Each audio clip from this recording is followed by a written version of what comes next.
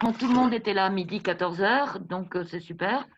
Donc, je vous présente Dominique Millet, qui est professeur, qui est professeur agrégé de philosophie et qui a participé à diverses conférences sur l'alternance et complexité en formation, sur la boîte à outils du formateur, sur carrière d'enseignant et de formateur pour adultes. Et bien qu'il soit à la retraite, il est toujours engagé en tant que bénévole et notamment au foyer fraternel. Donc, je lui laisse la parole pour se présenter, pour nous en dire un peu plus. Oui. Est-ce que l'on m'entend? Très bien. Parfaitement. Alors voilà, école et travail, peut-être le sujet est-il un peu, peut-être un peu paradoxal, mais ce que je vais essayer de montrer, c'est qu'il n'y a pas de paradoxe, ou plutôt que nous allons essayer de surmonter ce paradoxe. Alors je pense que vous avez tous lu le petit papier que j'avais envoyé à Christine il y a au moins 6 mois, je crois. Bon, mais c'était un programme que j'ai envoyé, mais ça n'a aucune importance. Maintenant, nous allons commencer ça. Alors, oui, mes fonctions, j'ai été longtemps formateur d'enseignants en école normale, avec, vous connaissez tous Françoise Auvière, nous avons été collègues pendant de très très longues années, école normale, puis ça s'est appelé IUFM, Institut universitaire de formation des maîtres. Et mon travail a été surtout de former des enseignants spécialisés, c'est-à-dire des enseignants qui s'occupent soit d'enfants handicapés, soit d'enfants présentant des difficultés d'apprentissage particuliers à l'école. Bon. Il faudra que tu me dises comment je fais. Je viendrai le faire. Pour avoir Je viendrai. Alors donc, école et travail, je dis paradoxe parce que ce sont deux mondes différents, deux mondes qui ne se complètent pas. C'est ce que je montrerai tout à l'heure, comment dans l'histoire de l'école française, mais enfin, je pense que c'est une histoire européenne aussi, l'école et le travail, ça va se réconcilier. Mais au départ, si vous voulez, nous avons traditionnellement deux mondes complètement différents. D'une part, le monde du travail, qui comporte la plus grande partie de la population française. Alors le monde du travail, les cultivateurs, les artisans, enfin, disons tous ceux qui travaillent effectivement. Et puis, nous avons par ailleurs le monde de l'école qui est un monde très fermé, en tout cas au Moyen Âge, puisqu'au Moyen Âge, il s'adresse à des clercs, et puis il va s'adresser à partir de l'époque moderne à plus en plus de monde, disons, et en particulier une petite élite sociale qui n'a pas besoin de travailler, et ça dès le XVIIe et XVIIIe siècle, pour s'étendre à la bourgeoisie. Enfin, bon. Et puis, nous verrons tout à l'heure que ça va s'étendre, disons, à la totalité de la population, mais nous ne sommes pas encore là. Donc, ce sont deux mondes qui s'opposent. À l'école, on apprend la culture. Alors, à quoi sert l'école au Moyen Âge? L'école sert essentiellement à apprendre à lire et écrire. Pourquoi? Pour que les clercs puissent eh bien, lire les textes sacrés, essentiellement les textes sacrés. Et l'une des raisons pour lesquelles on ne va pas généraliser l'école en dehors de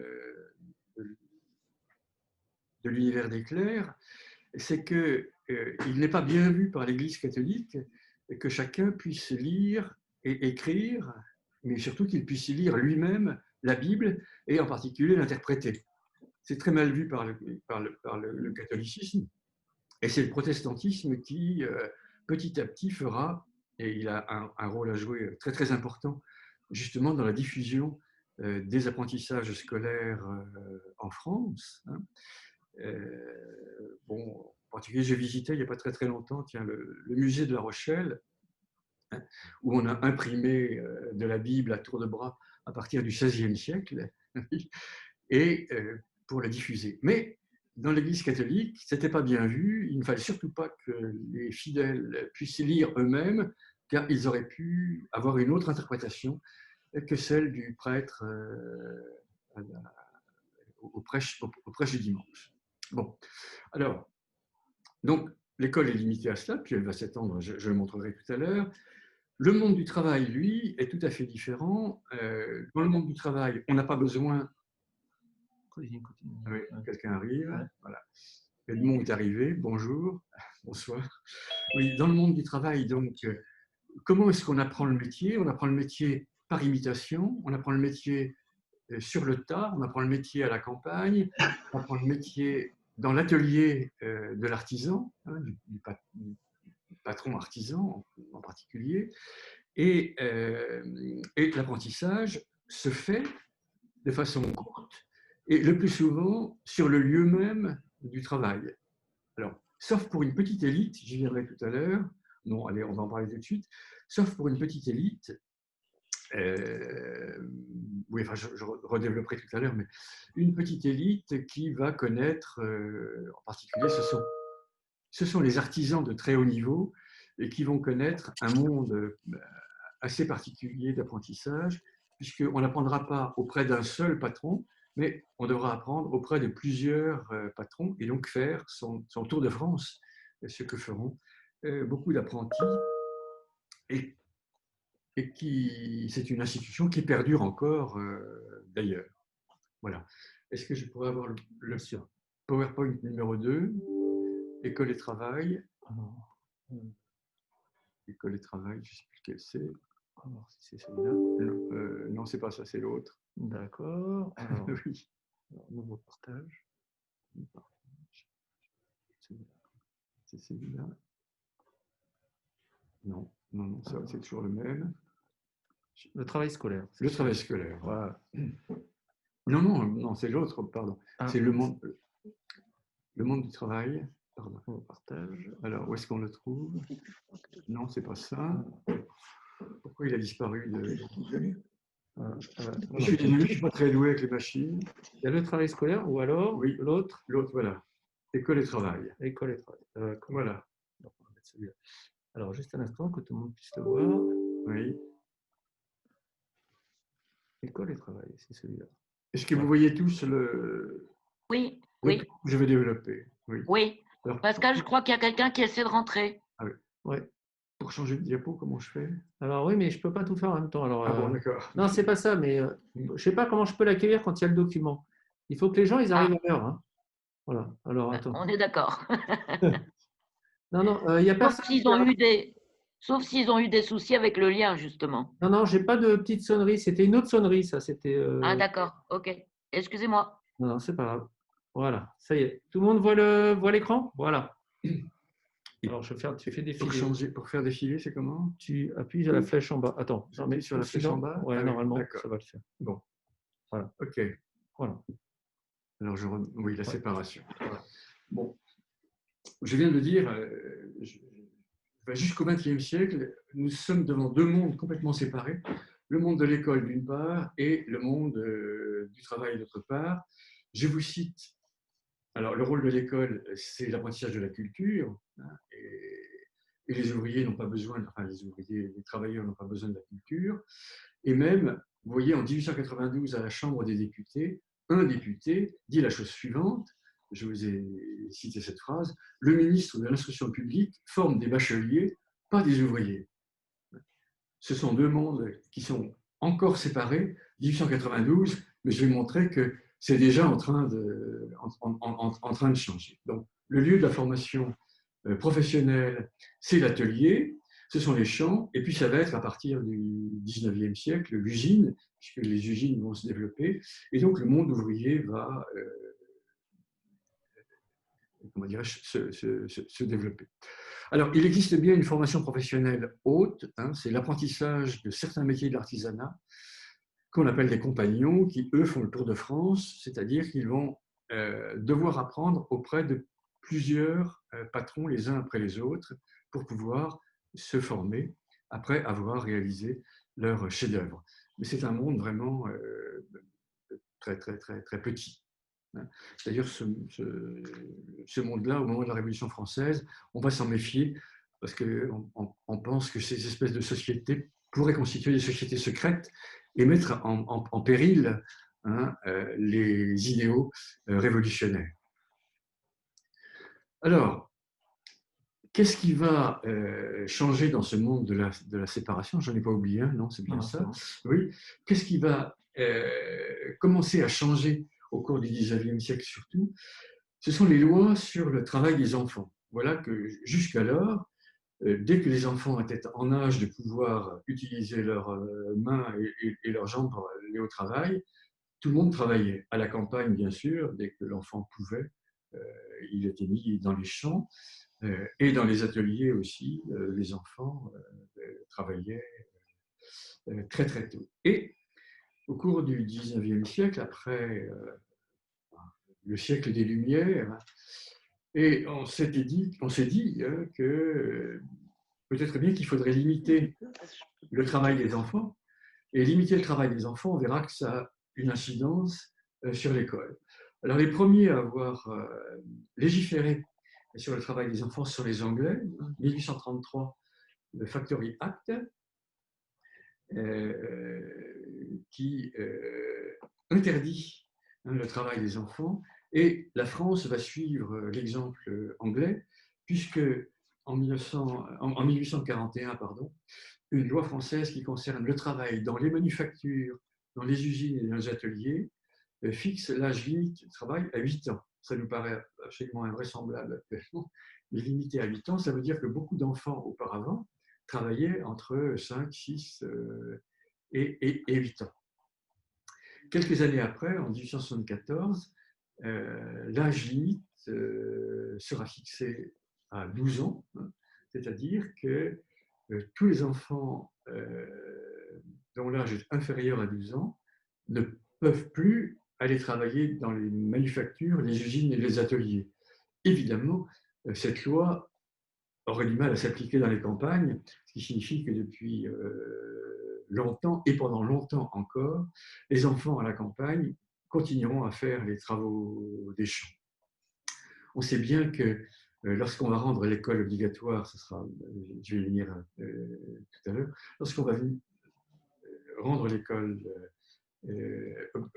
obligatoire, on sait bien que ceux qui vont résister le plus longtemps à l'école obligatoire, ce sont pour la plupart des enfants de paysans, car les paysans préfèrent garder les enfants au travail à la maison. Et la gendarmerie sera envoyée dans les campagnes, après les lois Jules Ferry. Alors, je vous indique, non, c'est l'autre, on ne peut pas, c'est là, ah oui, c'est là, voilà, il faut le mettre.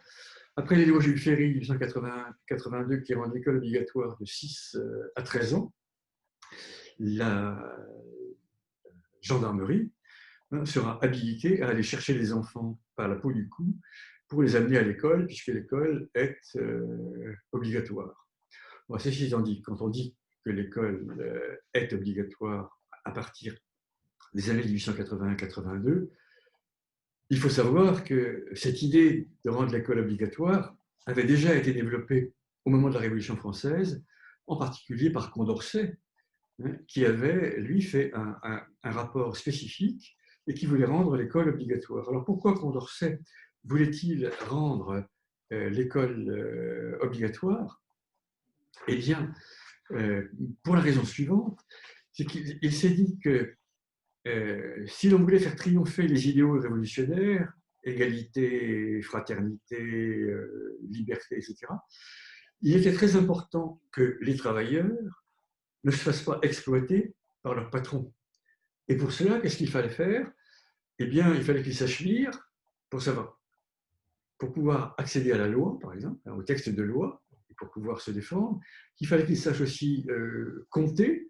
Pourquoi? Pour pouvoir, comment dirais-je, vérifier les comptes de leur patron quand ils leur versaient leur salaire, etc., etc.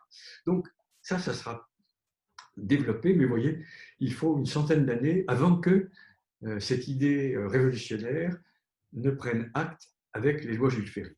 Ceci étant dit, en 1881, lorsqu'on rend l'école obligatoire, laïque, vous savez, gratuite et obligatoire, un peu plus de 60%, je crois que c'est entre 60 et 65% de la population, était déjà scolarisée. C'est-à-dire que beaucoup de familles avaient fait la réflexion suivante, c'est que c'était important que leurs enfants puissent connaître une scolarité pour pouvoir s'élever dans l'échelle sociale, pour pouvoir s'élever dans l'échelle du travail, pour pouvoir s'élever dans les fonctions. Bon, donc il faut pouvoir se battre et donc savoir lire, de même qu'on apprendra avec la comptabilité, pourquoi aussi savoir compter. C'est l'époque de la Révolution française où on s'est dit qu'il y a un certain nombre de gens qui ne travaillent pas en France, qui n'ont pas de travail. Pourquoi? Parce qu'ils ne savent pas travailler. Et l'idée commence à apparaître, mais on ne sait pas très bien comment le formaliser, qu'il faudrait peut-être former ces gens-là pour qu'ils puissent accéder à du travail. La création des ateliers nationaux, je crois que c'est 1891 ou 92, enfin dès la Révolution française, les ateliers nationaux sont des ateliers où on va se donner quels objectifs. Eh bien, il y a tellement de mendiants. En France, il y a vous savez peut-être qu'en 89-90, on va créer à Paris un comité de mendicité, c'est-à-dire savoir comment est-ce qu'on pourrait résorber la mendicité. Et l'une des façons de résorber la mendicité, c'est de donner du travail à tous, et en particulier, on rend le travail obligatoire dans les ateliers nationaux. Vous n'avez pas de boulot, on vous en donne, et pour que vous soyez efficace dans cette fonction-là et pour que ce soit utile à l'État, ben, on vous donne un embryon de formation. Donc déjà, on y pense. Mais donc il a fallu longtemps pour que ça se développe, mais je reviendrai sur d'autres dates. En tout cas, lorsqu'on voit l'école obligatoire en 80-82, quelque chose qui est très très important à ce moment-là. Alors, bon, répercussions sur le nombre d'enfants au travail, je vais les expliquer, je ne vais pas les développer, mais surtout ce qui est important, c'est qu'il va y avoir une différence dans les programmes enseignés, d'une part dans les écoles primaires publiques, laïques et obligatoires, et d'autre part dans les petites classes de lycée. C'est-à-dire que même après les lois Jules Ferry, vont coexister en France deux écoles séparées. Alors, ce que j'appelle les petites classes de lycée, c'est-à-dire que lorsqu'on appartenait à la bourgeoisie et lorsqu'on appartenait à la classe dirigeante, on entrait au lycée dès l'âge de 5 ans ou 6 ans, et on y restait jusqu'au baccalauréat et ensuite, éventuellement, à l'université. Au contraire, lorsqu'on entre à l'école primaire publique, on y entre parce qu'il est obligatoire jusqu'à 13 ans. Et à 13 ans, on en sort, et même la plupart des enfants, enfin un grand nombre d'enfants au départ, on sortait un peu plus tôt, dès l'âge de 12 ans. Alors, pourquoi je disais qu'il y avait des programmes différents? Par exemple, dans les petites classes de lycée, on enseignait le latin très tôt. Mais à l'école primaire, il n'était pas question d'enseigner le latin. Pourquoi est-ce qu'on aurait enseigné le latin à l'école primaire pour des enfants qui allaient devenir ouvriers ou cultivateurs? Ça ne servait à rien. Sur ce plan-là, historiquement, il y a un auteur qui est très très intéressant. Tout le monde connaît Jules Vallès, qui a écrit L'enfant et puis le bachelier. Et il explique Jules Vallès, c'était un bon élève à l'école, et son instituteur a voulu lui faire poursuivre des études au-delà de l'école obligatoire, après 13 ans. Donc, passer dans un cycle secondaire qui existait en petit nombre, mais qui existait tout de même pour ces enfants-là, qu'on appelait les cours supérieurs. Après le cours, après la fin d'études, on pouvait passer dans un cours supérieur. Et Jules Vallès s'est dit, mais moi j'aimerais bien apprendre le latin. Et autour de lui, tout le monde éclate de rire en disant, mais pourquoi voudrais-tu apprendre le latin? Ton père est facteur au PTT pour distribuer le courrier, tu n'as pas besoin du latin. Ça semble absolument incohérent qu'il puisse revendiquer d'apprendre le latin, a fortiori le grec, bien sûr. Moi-même, j'ai l'expérience suivante. Lorsque moi, j'ai fait mes études à l'école primaire à la campagne, mes parents étaient à la campagne, puis en 6e, je suis entré au collège au collège privé de la ville la plus proche, à Orléans. Et quand mon grand-père, qui avait connu l'école auparavant, a su que j'avais réussi l'examen d'entrée en sixième, parce qu'il y avait un examen de passage en sixième, pendant toutes les vacances, il m'a fait faire du latin en pensant que je serais en retard si je ne connaissais pas le latin en entrant en sixième. Ça paraît maintenant invraisemblable, et pourtant, c'est comme ça que ça se passait. Donc, des contenus différents et d'une pédagogie tout à fait différente. Je tape là. Voilà. Alors, la formation professionnelle, eh bien, voilà, qu'est-ce que ça veut dire? Pourquoi je parle de formation professionnelle? Et quand on parle de formation professionnelle, ça veut dire qu'on a dans l'idée qu'il existe un lieu d'apprentissage professionnel et de formation professionnelle. Je vous avais montré que jusqu'à la Révolution française, formation professionnelle, sur le tas, c'est tout, pas du tout d'embryon. Mais à partir du début du 19e siècle, et surtout avec, que je cherche mon papier, voilà, et surtout avec comment dirais-je, avec la complexification du travail dans les usines, on va se dire que ce serait bien tout de même de donner une formation professionnelle de base.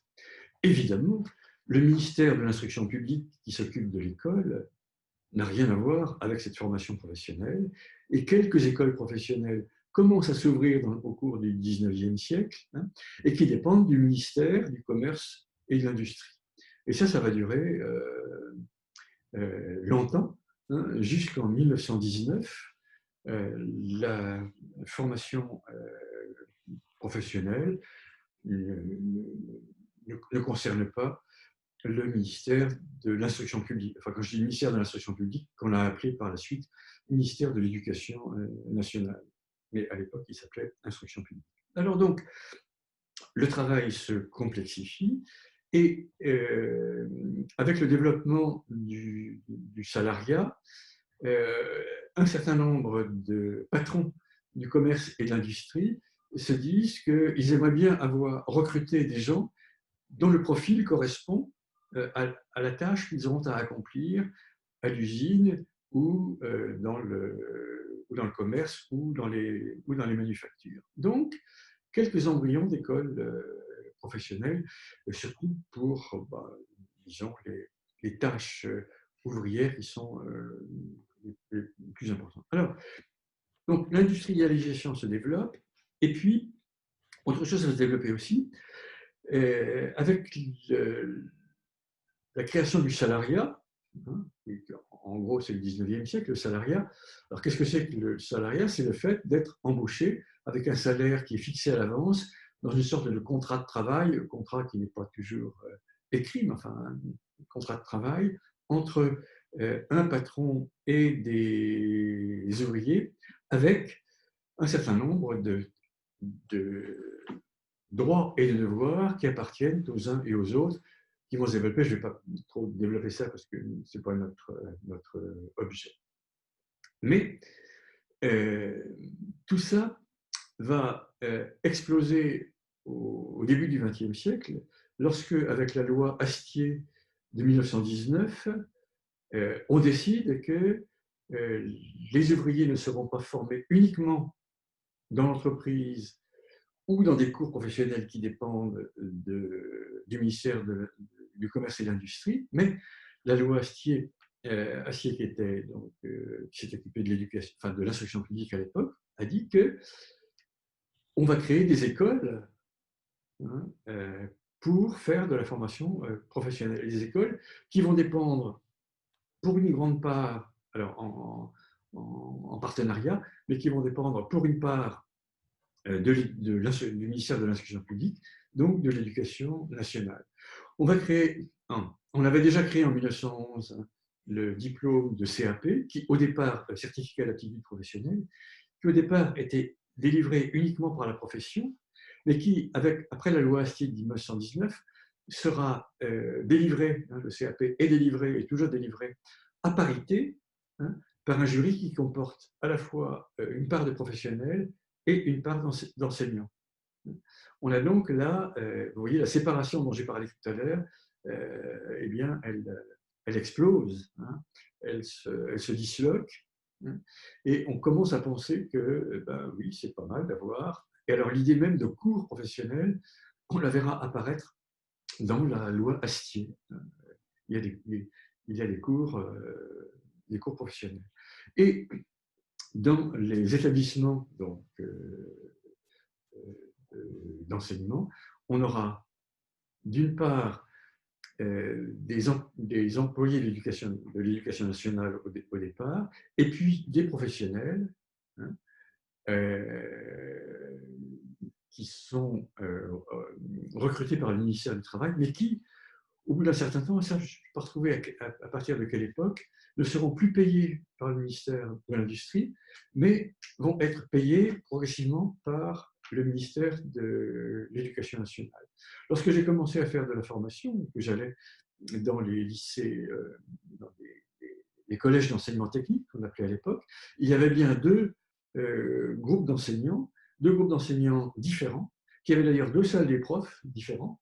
Il y avait la salle des profs de l'Éducation nationale, et puis il y avait la salle des professionnels. Et j'ai fait moi-même d'ailleurs à ce moment-là de la formation pédagogique auprès des formateurs de formation professionnelle qui n'avaient évidemment pas le baccalauréat. On exigera le baccalauréat seulement, enfin pour les professeurs de matières professionnelles, seulement beaucoup plus tard, c'est dans les années, je crois que c'est 85 ou 90, hein, qu'on a exigé qu'ils aient le baccalauréat. Et puis, dans les années 2000, avec la création des UFM, on exigera que les professeurs de formation professionnelle, hein, aient bien plus que le CAP, puisqu'on exigera d'eux qu'ils aient aussi une licence, comme pour les autres profs de matière générale. Bon.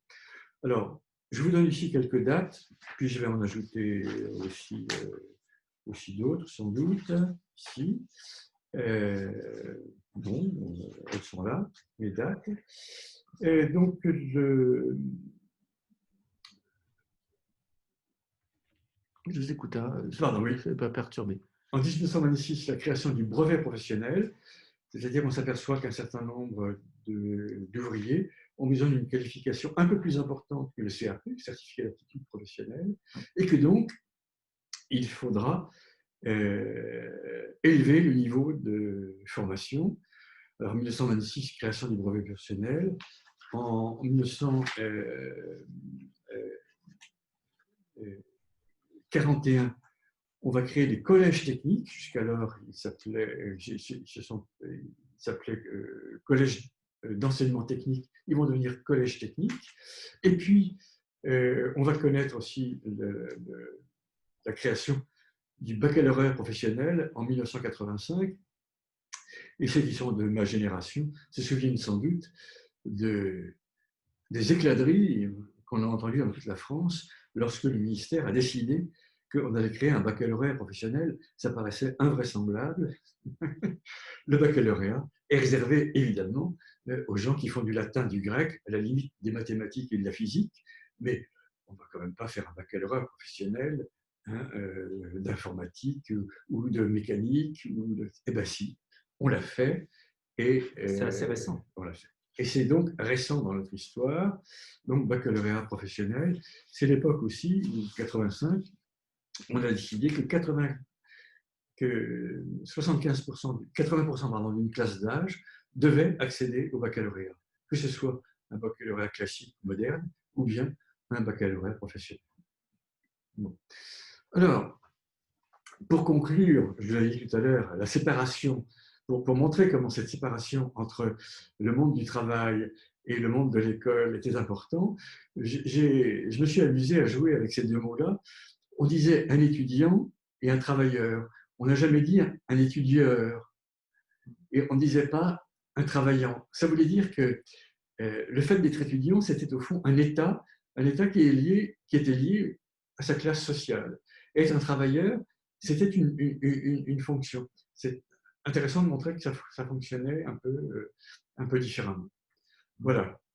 Bon, donc, j'en ai fini avec ça. Et je voudrais le deuxième, pardon, PowerPoint, voilà, c'est l'autre. Alors, est-ce que vous l'avez? Il est derrière. Attendez. Il est derrière, il faut le chercher. Attendez, il y a trop de choses à faire. Est-ce que vous l'avez, le nouveau slide? Non. Alors, attendez, je vais partager. Voilà, c'est, je l'ai peut-être fermé. Travail scolaire. École et travail. Non, c'est pas Non, c'est le travail scolaire. Non, c'est pas le précédent. On va le retrouver. Voilà, juste un instant. Excusez-moi. C'est école et travail ou école? C'est école et travail, PowerPoint. Voilà, le travail scolaire. Bon.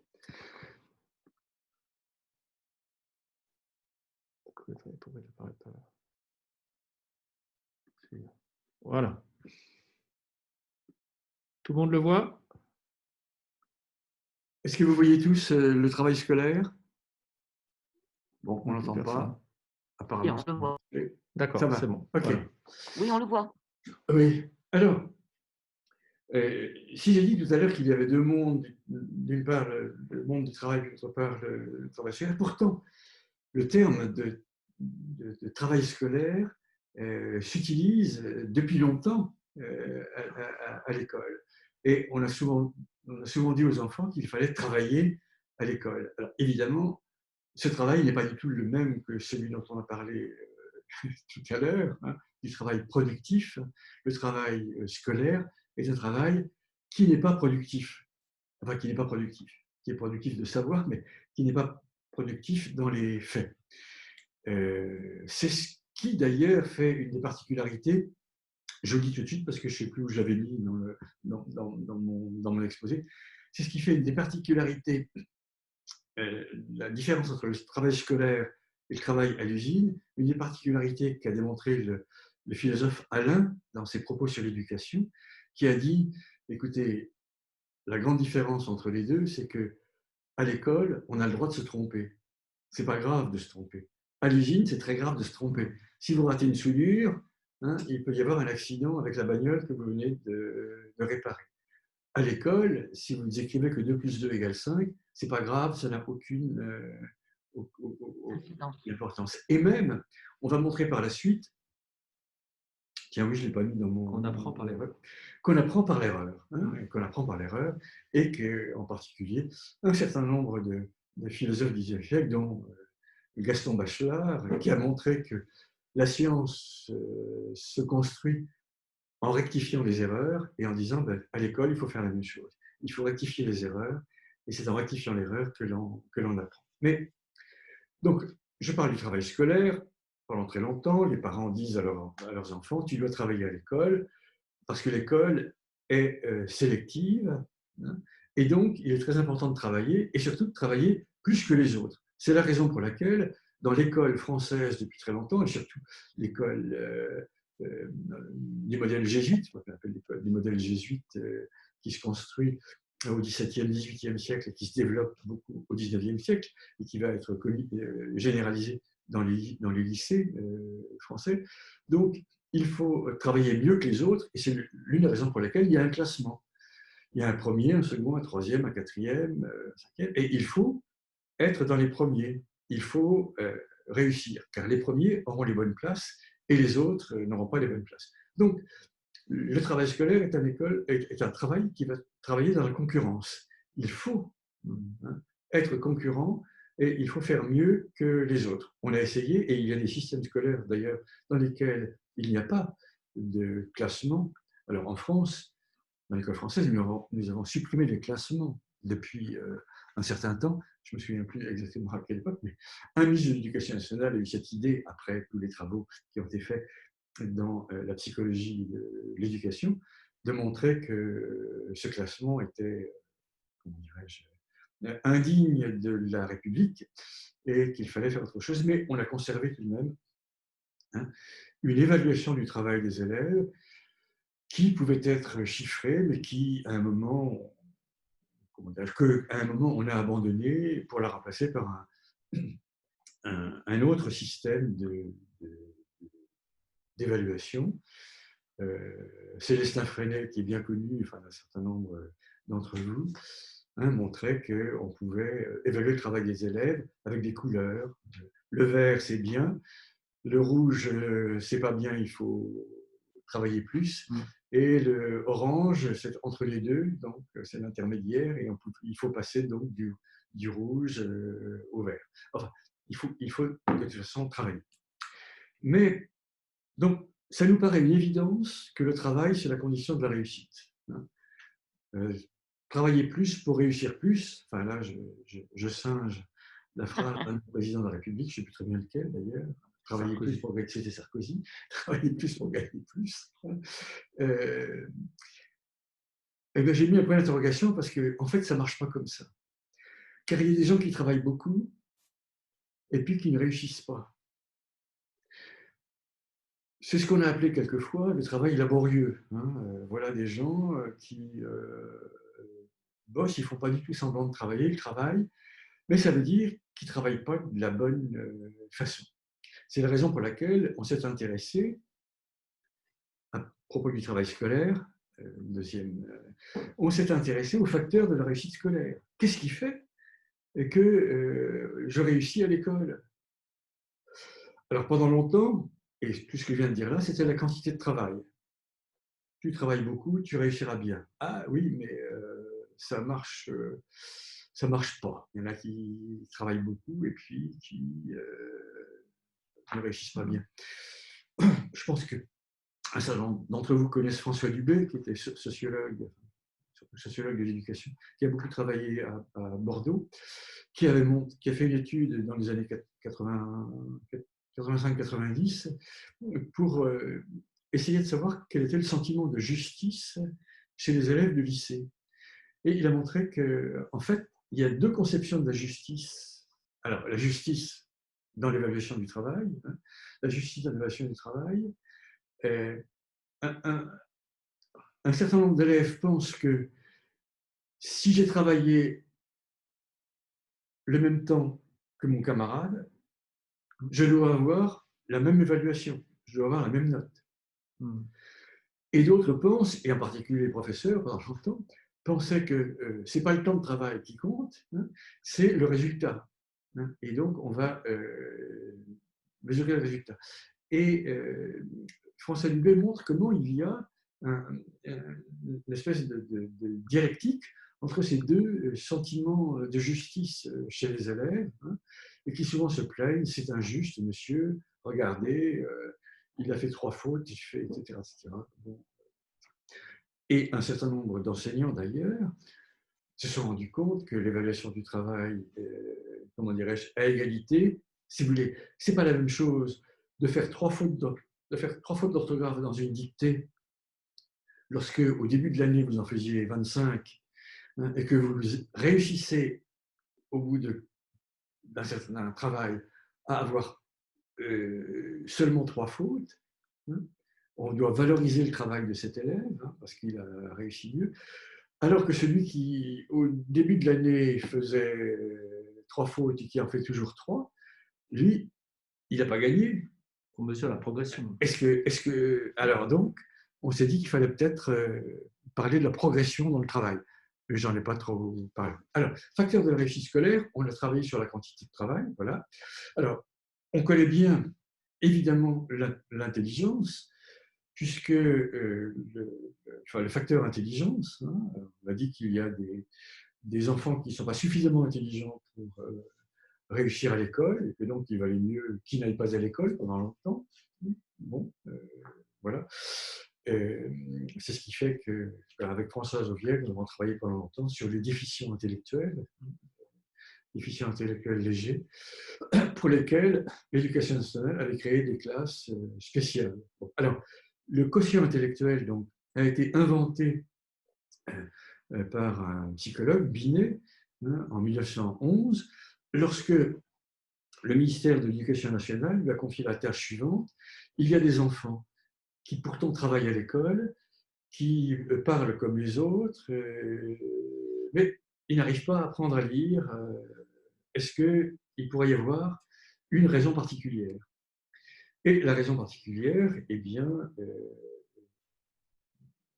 Binet et Simon, donc le couple qui a inventé le quotient intellectuel, ont montré que l'intelligence se développe à des rythmes différents et qu'elle pouvait accéder à des niveaux différents. Et donc, ils ont inventé le quotient intellectuel au départ exclusivement pour pouvoir prédire la réussite scolaire des élèves. Bon, alors on sait qu'après, le quotient intellectuel a eu d'autres destinées, puisque les Américains se sont emparés du quotient intellectuel pour démontrer en particulier que les Noirs étaient moins intelligents que les Blancs, puisqu'ils avaient un quotient intellectuel inférieur à celui des Blancs, et que ça, c'était lié à la race. Bon, en France, nous avons échappé à cela. Donc, ça a été ce deuxième facteur, l'intelligence. Et quelle réponse on a donnée dans l'école française? Je l'ai dit tout à l'heure. On va créer des classes spéciales pour des enfants dont l'intelligence se développe moins vite ou dont l'intelligence se développe moins. On va donc créer des classes spéciales ou encore des établissements spécialisés à l'extérieur de l'école, mais dans lesquels vont exercer tout de même des enseignants payés par l'éducation nationale. Alors, quand je dis payé par l'éducation nationale, ce n'est pas évident pour tout le monde. Je ne sais pas si vous savez qu'il existe en France, actuellement encore, dans un certain nombre d'écoles, des enseignants qui ne sont pas payés par l'éducation nationale, mais qui sont payés par le ministère de la Santé. Ce sont des enseignants pour sourds et des enseignants pour aveugles. Parce que historiquement, les enseignants pour sourds et pour enfants aveugles ont été payés après la Révolution française, quand on a créé les instituts pour jeunes sourds, les instituts pour aveugles. Ils étaient payés par le ministère de l'Intérieur, car pourquoi est-ce qu'on formait ces enfants-là? Pour éviter qu'ils n'aillent mendier dans la rue. Et donc, ils étaient payés par le ministère de l'Intérieur. C'était pour mettre de l'ordre dans les rues et sur les places publiques. Et puis, au début du 19e siècle, on va dire quand même que ce n'est pas normal que ce soit le ministère de l'Intérieur qui les paye, c'est maintenant le ministère de la Santé. Et comme j'ai beaucoup travaillé avec les enseignants pour sourds, je me souviens du premier colloque que j'ai organisé avec les enseignants pour sourds. Je ne connaissais pas très bien cette affaire-là, mais ils étaient, leur association d'enseignants pour sourds était scandalisée du fait d'être payés. Alors, ils sont payés autant que les professeurs d'éducation nationale, mais d'être payés par le ministère de la Santé et non pas par le ministère de l'Éducation nationale. Bon. Alors, bon, je ferme ma parenthèse, ce n'était pas du tout dans mon propos. Un troisième facteur de réussite scolaire qui a été beaucoup travaillé, c'est la culture familiale. C'est un autre sociologue, Bourdieu, qui a écrit dans les années 75, je crois, je ne me souviens plus de la date exacte, Les héritiers, et qui a montré, par exemple, que si votre père est médecin ou avocat, vous avez une chance sur deux d'entrer à l'université. Et si votre père est ouvrier agricole, vous avez une chance sur, dites un nombre, une chance sur 80. Bon. Ça veut donc dire qu'il existe un héritage culturel qui fait que vous réussissez à l'école ou que vous échouez à l'école. C'est l'environnement. Alors, l'environnement familial qui va prendre des formes particulières, en particulier, ça a été beaucoup étudié par les psycholinguistes sur la langue qui est utilisée dans la famille. Il existe ce que un psycholinguiste anglais avait appelé le code restreint, le code utilisé dans certaines familles, où on dit, par exemple, on vous montre un dessin à un enfant, et vous avez une petite fille sous un parapluie, et on demande à l'enfant de parler sur cette image. Alors il dit « il pleut ». Et puis vous montrez cette image à un enfant qui a une autre culture familiale. Alors cet enfant dit « je vois une petite fille qui se préserve de la pluie sous son parapluie ». Code, ce qu'on appelle le code élaboré. Et certains enfants, en arrivant à l'école, possèdent déjà le code élaboré, qui est le code privilégié à l'école. Si vous n'avez pas le code élaboré, vous ne réussirez jamais à l'école. Donc, la question de l'héritage familial, de l'héritage scolaire, a été beaucoup étudiée, surtout par les sociologues, en montrant que c'était là comment dirais-je, un facteur de réussite scolaire ou un facteur comment dirais-je, d'échec scolaire. Alors, à propos de cet héritage, une petite anecdote qui a pu... Comment est-ce qu'on peut compenser ça? Qu'est-ce qui se passe? Eh bien, j'avais assisté à un colloque dans les années 1975, ici c'était à Carcan-Montbuisson, je me souviens encore de ça, où une association de mères de famille du Parti communiste avait expliqué comment elle faisait pour faire en sorte que les enfants échouent moins à l'école, car les enfants d'ouvriers échouent davantage que les enfants de la bourgeoisie à l'école. Et comment ils avaient fait pour aider leurs enfants à réussir à l'école? Elles avaient réfléchi à la chose suivante. Elles ont dit comment est-ce que nos maris, alors leur mari, donc, vous voyez, association de femmes communistes, leur mari était président du Parti communiste, président du syndicat FO, président de tel syndicat, etc., dirigeant dans les syndicats, etc. Comment est-ce qu'ils ont fait pour réussir là où ils sont, et acquérir cette culture? Eh bien, comment ont-ils fait? Qu'est-ce qu'on faisait dans les écoles de formation syndicale? On disait, voilà, les patrons, la classe dirigeante, la classe possédante, possèdent un certain nombre de choses que nous ne possédons pas. Il faut qu'on leur prenne cela. Et c'est en leur prenant leur culture qu'on va monter dans l'échelle culturelle et éventuellement dans l'échelle sociale, et que les enfants...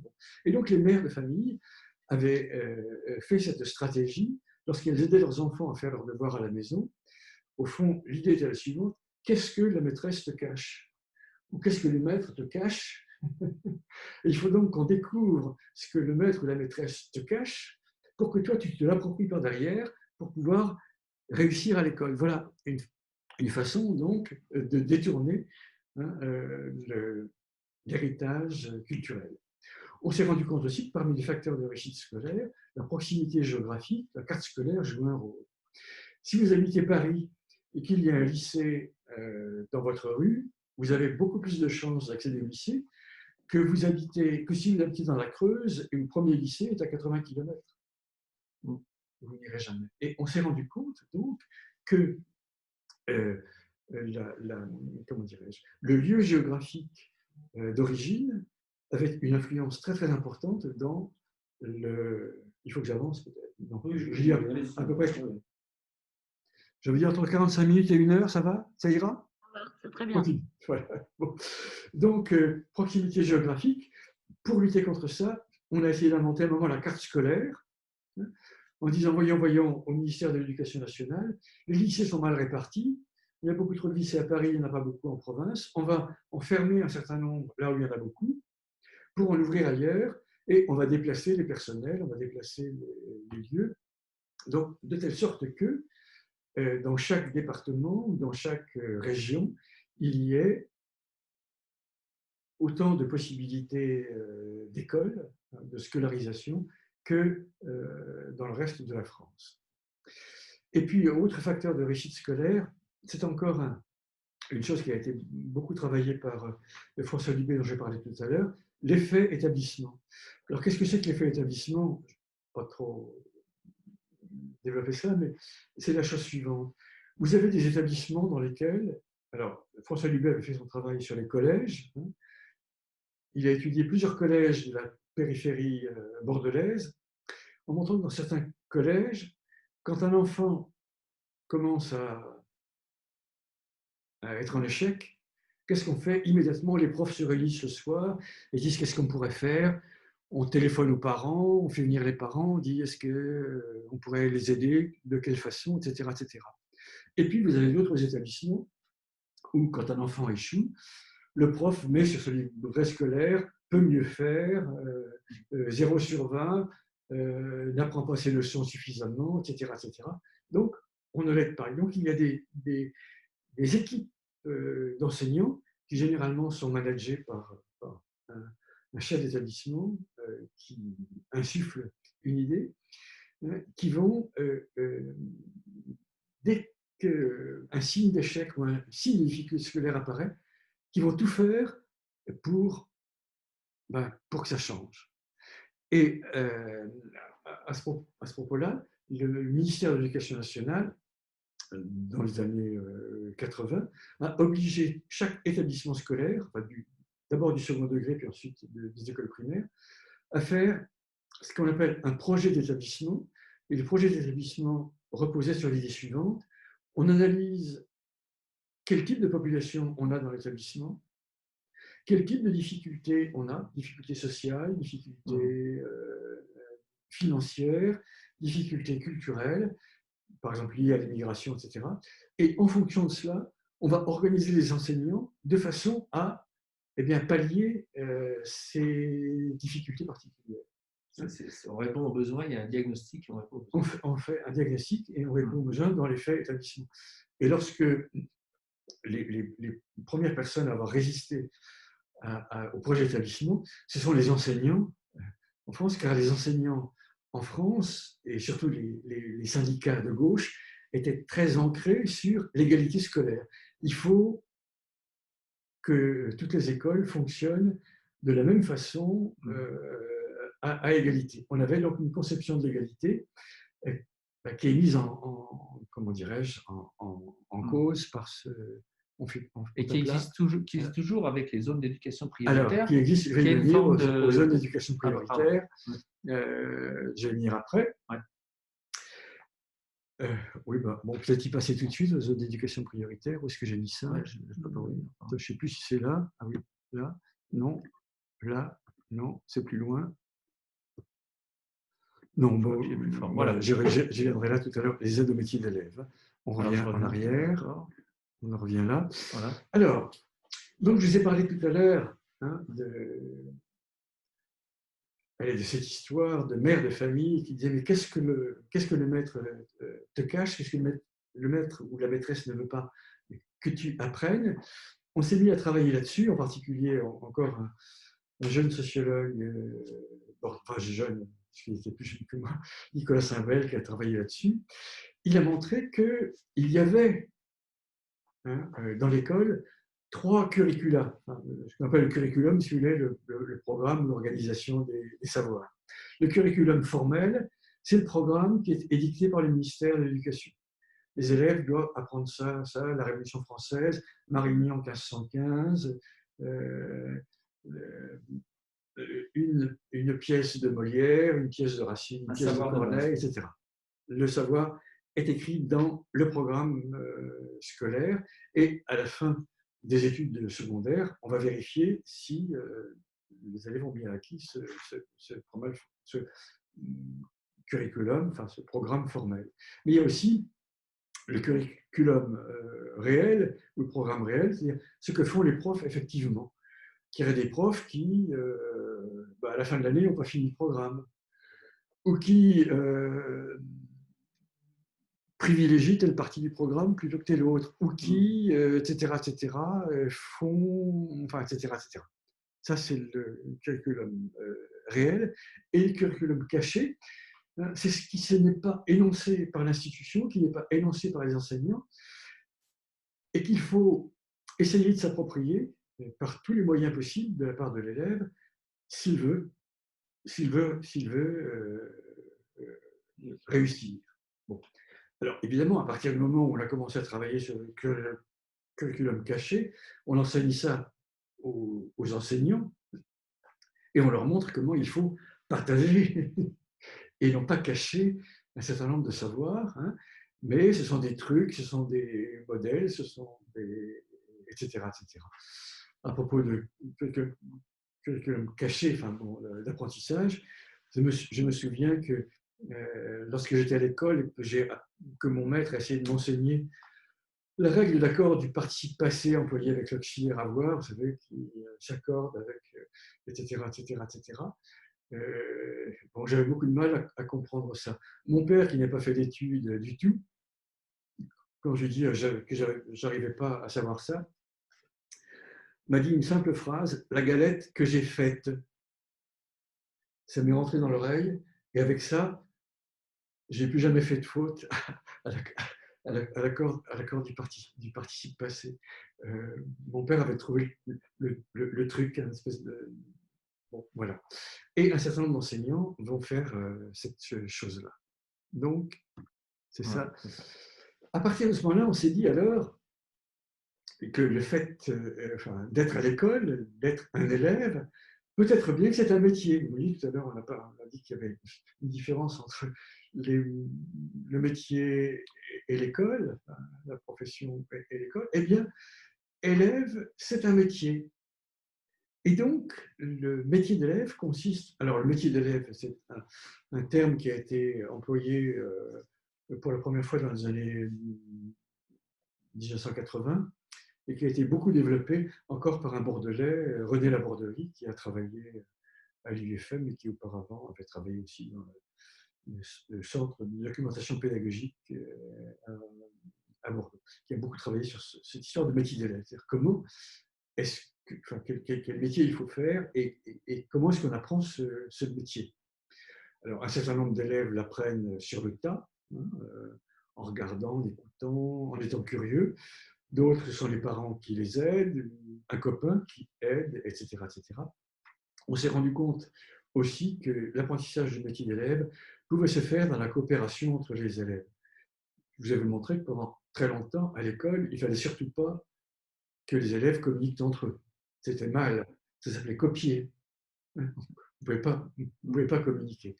Et puis à un moment, on s'est dit, mais non, pour bien apprendre le métier, un élève apprend beaucoup mieux le métier en regardant comment fait l'autre, hein, comme dans l'apprentissage professionnel, comment fait l'autre élève, plutôt que ce que dit le prof. Car ce que dit le prof, quelquefois, je ne comprends pas, tandis que si c'est l'autre qui me dit, je comprends mieux. Hein. Cette stratégie d'apprentissage, hein, qui a été développée, disons, par un certain nombre de psychologues de l'éducation, a fini par entrer à l'école. Donc, il faut découvrir aussi quel est le sens des activités scolaires. À quoi ça sert, hein. Pendant longtemps, vous avez peut-être vous aussi à l'école, hein, eu à calculer le temps que mettait une baignoire à se vider, dans la mesure où le robinet débitait 3 litres à l'heure, qu'il y avait un trou au fond de la baignoire et par lequel s'échappait un quart de litre à l'heure. Combien de temps fallait-il pour que la baignoire soit pleine? Qu'est-ce que c'est que des activités scolaires comme ça?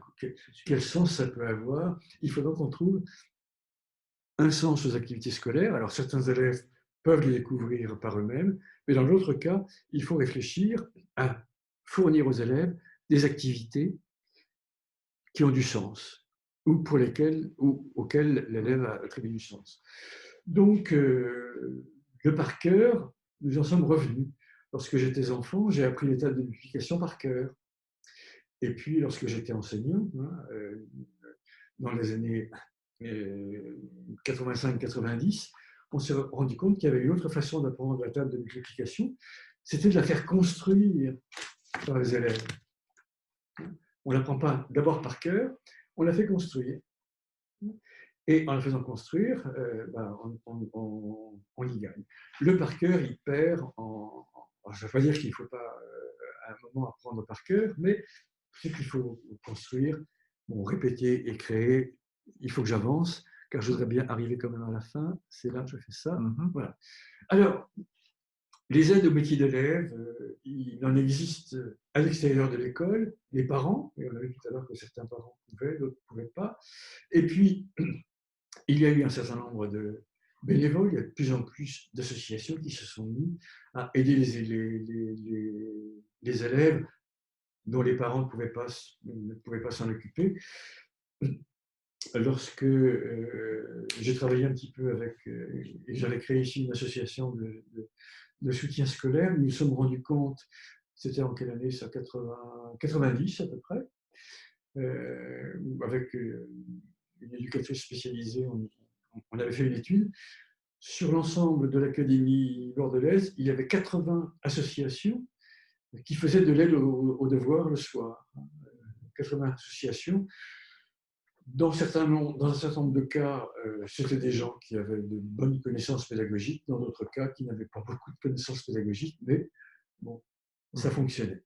Alors, il y a d'autres aides au métier d'élève, les classes spécialisées, j'en ai parlé tout à l'heure, et puis les zones d'éducation prioritaire, créées donc en 1981, zones d'éducation prioritaire auxquelles les enseignants ont réagi en disant c'est pas possible, l'égalité pour tous, etc.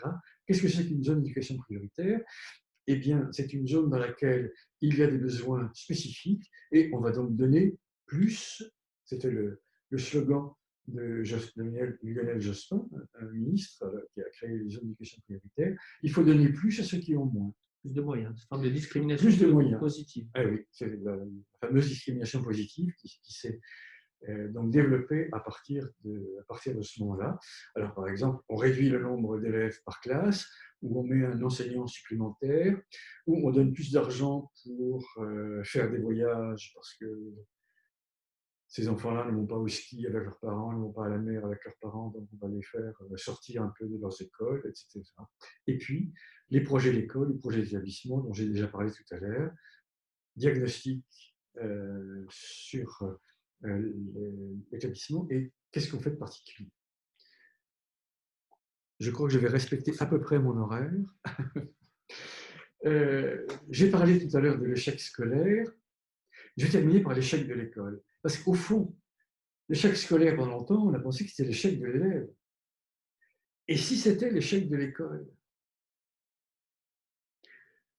Je dirais la chose maintenant, enfin, pour y avoir travaillé longuement, en particulier avec René Laborderie, dont j'ai parlé tout à l'heure, dans un ouvrage auquel j'avais participé à l'époque, qui s'appelait L'école du XXIe siècle, on avait écrit que si il reste un seul élève qui échoue à l'école, c'est parce que l'école n'a pas su détecter l'élève au bon moment, faire le bon diagnostic et trouver la bonne parade pour faire en sorte qu'il apprenne à lire, écrire et compter comme les autres. Voilà. Je vais m'arrêter là. J'espère ne vous avoir pas trop ennuyé et n'avoir pas été trop long. Alors, je vous remercie infiniment. Je vous remercie infiniment. C'était très instructif, on va dire. Par contre, vous n'avez pas parlé de la façon dont on doit être avec les élèves pour les encourager. Au Canada, par exemple, on dit souvent à l'élève, c'est pas grave si tu n'y arrives pas, tu es quand même extraordinaire, tu vas y arriver la prochaine fois, et on le monte en flèche finalement. Et du coup, il a envie d'arriver. Ils le font aussi en Angleterre de temps en temps, enfin dans certaines écoles où il n'y a pas de notes, tout le monde réussit, un point c'est tout. Les élèves mettent un peu plus de temps que d'autres à comprendre, mais les grands sont obligés de s'occuper des petits justement pour les aider à comprendre. Et il y a, comment dire, on valorise l'élève. Et cette méthode, en tout cas au Canada, marche très très bien. Donc voilà, j'étais un peu étonnée que vous n'en parliez pas parce que c'est quand même une méthode importante, à mon avis. Alors, je ne pouvais pas parler de tout, j'ai fait un certain nombre de choix. Bien sûr, valoriser l'élève. J'ai moi-même, tiens, allez, je vais me citer moi-même, lorsque j'avais été invité par Ségolène Royal participé à la relance des ZEP, lorsqu'elle a relancé les ZEP en 2000 à Rouen. J'avais développé devant elle et avec elle cette idée qu'il fallait évidemment valoriser les élèves. Mais ça fait partie, ça aussi, de tout ce qu'on enseigne aux enseignants dans leur formation. Le système français résiste beaucoup. Alors pourquoi le système canadien a-t-il été plus avancé? Allez, un petit peu d'histoire de l'éducation au Canada. Dans les années 1980, le Canada s'est rendu compte que l'école était dans une situation antique et solennelle.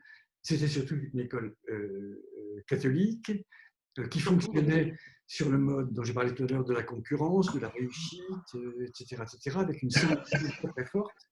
Et le ministère de l'Éducation, surtout d'ailleurs au Québec, parce qu'il a été très moteur dans cette affaire-là, et il nous a servi d'ailleurs de modèle.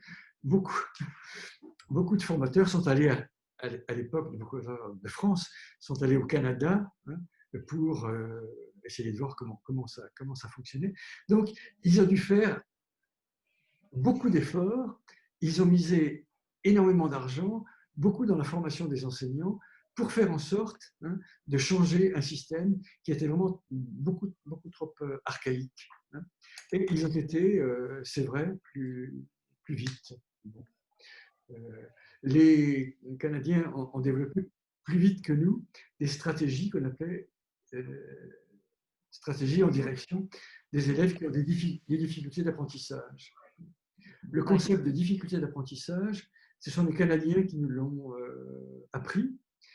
Nous, on disait, c'est un enfant débile ou un enfant inintelligent ou un enfant déficient, etc. Ouais, oui. Mais on dit maintenant qu'il est en difficulté. C'est ça. Et la difficulté, ce n'est pas en lui qu'elle est. Et si on change l'environnement, par exemple en lui montrant qu'il sait faire, qu'il peut réussir comme les autres, alors ça ira mieux.